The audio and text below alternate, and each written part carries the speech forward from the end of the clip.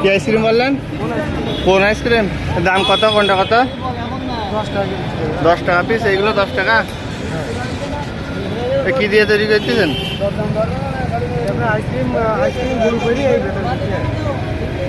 আইসক্রিমে কি কি মিক্স করেন? ওতে বিভিন্ন রকম কি কি থাকে?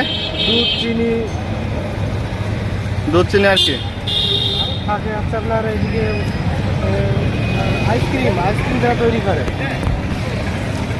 সেটাই।